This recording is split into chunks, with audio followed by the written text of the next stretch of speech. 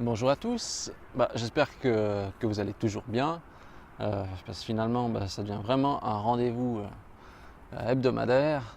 Et cette semaine, on va voir ensemble la question si est-ce qu'il faut acheter encore aujourd'hui un thème, donc une apparence graphique pour PrestaShop. Est-ce qu'il faut acheter un template et l'installer sur sa boutique en ligne?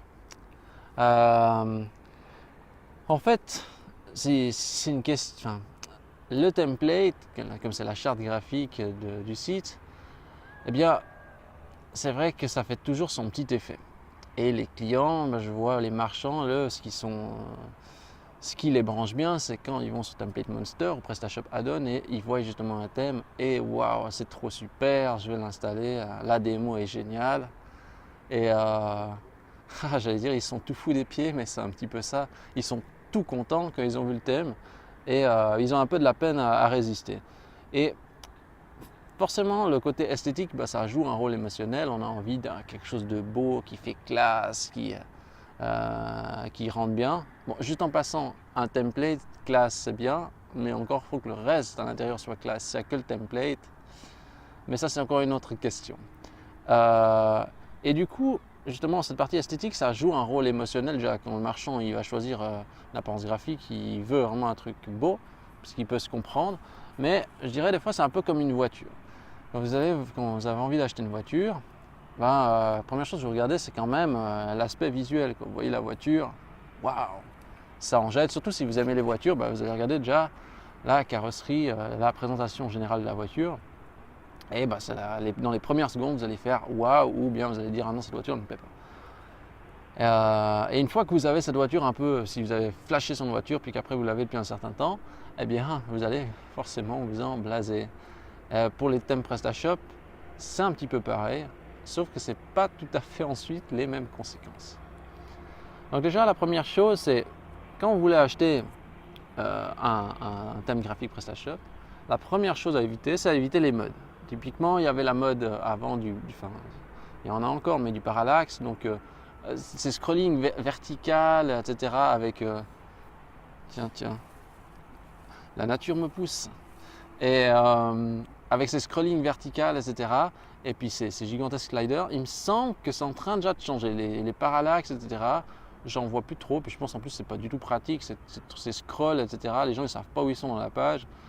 Enfin bref, quand c'est sorti ça, il y a des gens qui sont rués dessus. Trop bien, je veux ça c'est pour ma boutique. Ah c'est super, ah, franchement, je kiffe trop. Mais sincèrement, ça c'est le genre de truc de mode quoi. Alors du coup, vous êtes en train de configurer un thème avec justement une idée, on va dire, c'est un thème orienté vraiment, euh, on va dire, sur une mode du moment, mais aura de la peine à durer dans le temps. Donc il faut éviter déjà de suivre les modes. Et bien sûr, quand vous achetez un thème, il faut regarder aussi le nombre de ventes. Parce que si vous achetez un thème qui n'est pas vendu, qui n'a pas un grand nombre de ventes, ou si ce n'est pas mentionné, eh bien, c'est peut-être vous qui allez faire tous les frais des bugs. Ça veut dire qu'il y aura des bugs, il faudra demander au développeur, et s'il répond, vous avez peut-être de la chance, si justement il vous apporte une réponse, eh ben, il faudra apporter des corrections, etc. Il va falloir faire le boulot. Et ça, c'est vraiment problématique. Combien de fois, justement, sur des thèmes personnalisés, des thèmes justement achetés, j'ai vu des bugs. Et des fois, on tourne en rond, puis pendant des heures avec des bugs. Des fois, tout à coup, je sais pas, le thème utilise des fichiers JavaScript un petit peu différents. Et puis, tout à coup, ça entre en collision avec le module navigation à facettes, par exemple. Le filtre, vous savez, le filtre avancé. Alors là, c'est vraiment galère. Après, c'est des heures à passer. Vraiment, c'est pénible, autant pour le développeur qu'autant pour le client, parce que ça avance pas, et puis tout le monde s'énerve. L'autre point, c'est dans ces modules, dans ces thèmes achetés, euh, alors très souvent, ils n'utilisent pas beaucoup les modules natifs. Alors, ils font leurs propres modules, ça veut dire qu'ils ont développé des modules. Alors ça, c'est vraiment typique à la développeur. Je vois trop le développeur qui se dit ah non, c'est pas pratique ce qu'ils ont fait PrestaShop. Typiquement, on développe nos propres modules et on les injecte dans le système avec notre thème. Alors, c'est bien quand ça apporte vraiment quelque chose de nouveau. Le problème, c'est que je vois des thèmes, ils ajoutent 20 modules et tous avec des configurations exotiques, etc. Pas du tout ergonomique, c'est pas traduit, c'est en anglais. Si vous êtes un peu technicien, ok, pas de souci. Mais le problème, c'est qu'il y a beaucoup de marchands, c'est des webmasters du dimanche, si on peut dire ça. Donc eux, ils vont aller un peu toucher dedans, mais ça devient trop compliqué, ils ne vont pas arriver. Et si on doit transposer ça à un client, c'est encore plus dur parce que le client, il va dire « Ah, mais moi, je ne comprends pas, c'est trop compliqué, qu'est-ce que je dois mettre comme règle ?» Il va galérer. Le marchand, il veut un truc ultra simple. Et ces templates, même s'ils sont des fois très bien du côté visuellement, en back-office, catastrophe, quoi. Catastrophe, au niveau de l'ergonomie, si vous n'êtes pas un minimum calé, vous n'en sortez pas. Même moi, des fois, je me pose la question, je me dis, ah, mais est-ce que je dois mettre une règle, pas mettre de règle, comment je dois agencer les colonnes? C'est pas instinctif, quoi. Donc là, il y a encore un peu à travailler. Je prends, je ne vais pas citer de nom, mais vous voyez très bien sur les Template Monster et autres, ces gros revendeurs de modules, ils sont des fois, les gros vendeurs de thèmes, pardon, c'est inondé de modules quand vous avez fait l'installation. Donc l'ergonomie, justement, en back-office, c'est pas toujours ça, donc c'est un peu compliqué. Et puis justement, la complexité pour administrer tout ça, c'est pas à la portée du premier venu. Il y a encore un autre point des fois qu'on néglige, c'est aussi au niveau des performances. Comme c'est des modules développés, on va dire, par des tiers, c'est pas rodé par une communauté, bien, ça peut aussi freiner les performances, que ce soit par exemple du côté front office, donc du côté client. Si vous avez je sais pas, des menus qui cherchent plein de trucs, etc., ou des plugins comme ça en front office, ben, après, si vous voulez rendre votre site peut-être plus rapide, ça sera peut-être galère parce que les modules, ils ont été mal développés. Les modules donc greffés sur votre thème. Tandis que si c'est les modules officiels, il y a quand même, on va dire, un certain niveau de degré d'expertise et de révision du code, ce qui garantit aussi une certaine vitesse en standard. Et aussi, justement, alors il y a encore une autre problématique, c'est quand vous greffez un nouveau module sur ces thèmes personnalisés, je ne sais pas, vous installez un module d'affiliation, un module n'importe quoi, ce que vous voulez, un slider, etc., ou un module de blog, et ce genre de choses. Ce qui se passe des fois, c'est que, ce qui se passe souvent, c'est que le temps d'intégration est plus long. Parce que, comme on n'utilise pas le thème standard, il suffit que le thème, enfin le créateur du thème a défini d'autres règles, et du coup, quand vous installez le module, les titres ils sont pas bien en évidence, les éléments ils sont décalés, etc. Tandis qu'avec une utilisation de thème par défaut, l'affichage a la plus grande chance d'être déjà propre immédiatement, et donc ça vous fait gagner du temps. Maintenant, si vous investissez, si vous aimez investir sur votre boutique, puis vous voulez investir sur le développeur, l'intégrateur, pas de problème. Mais si vous cherchez à réduire les coûts, pas toujours une bonne méthode.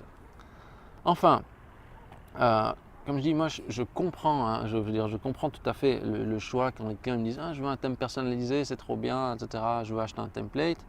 Mais ce qu'il y a, c'est que eux, ils voient un petit peu des fois la pointe de l'iceberg, c'est ça. Ce qu'il faut bien comprendre, c'est que le thème par défaut de PrestaShop, et en plus je vais parler du thème 1.7 maintenant, puisque c'est le nouveau thème. Déjà maintenant, il commence à être toujours installé partout, puisque forcément, quand on installe PrestaShop, c'est le thème par défaut qu'on a. Donc il est bien testé, puisque tout le monde utilise ça en standard. Quand on fait des tests, on fait l'installation, on utilise le thème par défaut. Mais il faut dire les choses comme elles sont. Le thème par défaut, maintenant, il est très très simple, il est très basique. Et moi, je trouve que pour faire du e-commerce, finalement, la notion très basique au niveau de l'interface, eh bien, ça se prête bien. La version mobile, typiquement, on sait qu'elle est éprouvée puisque c'est le template par défaut. Donc les gens ils ont quand même fait un minimum de tests.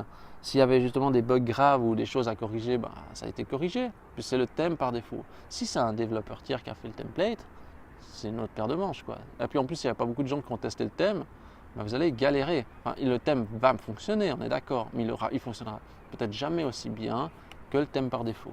Parce que c'est logique en même temps. Plus quelque chose est utilisé, plus il y a de chances qu'il fonctionne, puisque plus la communauté est grande autour de, ici dans le cas présent, autour du template. C'est vrai qu'aussi le thème par défaut, il est très simple, il est sobre, et puis les thèmes blancs, on va dire, on la cote en ce moment. Et ils auront la cote tout le temps, je pense, parce qu'un thème blanc, à prédominance blanc, c'est intemporel. C'est intemporel, et ça... Regardez toutes les grandes enseignes, etc., même dans la mode, c'est template blanc et on mise sur les belles images. Et franchement, le thème par défaut PrestaShop 1.7, je pense qu'on peut faire quelque chose d'intéressant avec. Il faut juste l'aménager avec goût, mais je pense qu'il n'y a pas besoin de toucher 300 000 choses, quoi.